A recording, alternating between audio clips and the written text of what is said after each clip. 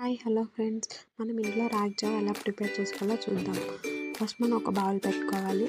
ఆ బౌల్లో మనం టీ గ్లాస్ ఆఫ్ వాటర్ తీసుకోవాలి. చిన్న glass tea glass of water తీసుకున్నాక ఆ వాటర్ మనం లో ఫ్లేమ్లో పెట్టి మరిగించాలి. జస్ట్ ఒక 5 minutes అలా మరుగుతున్నప్పుడు మనం ఒక చిన్న బౌల్ తీసుకుని దాంట్లో 1 టేబుల్ స్పూన్ ఆఫ్ రాగి పౌడర్ వేసుకోవాలి. 1 గ్లాస్కి 1 టేబుల్ స్పూన్. మనం దీంట్లో ఇంకొక గ్లాస్ యాడ్ చేస్తాం. ఇంకో గ్లాస్ ఆఫ్ వాటర్ తీసుకొని చక్కగా ఉండలు లేకుండా మనం రాగి పిండిని అనేది బాగా కలుపుకోవాలి. ఉండలు ఉంటే మనకి రాగి జావ తాగేటప్పుడు మనకి ఉండలు తగులుతూ ఉంటుంది.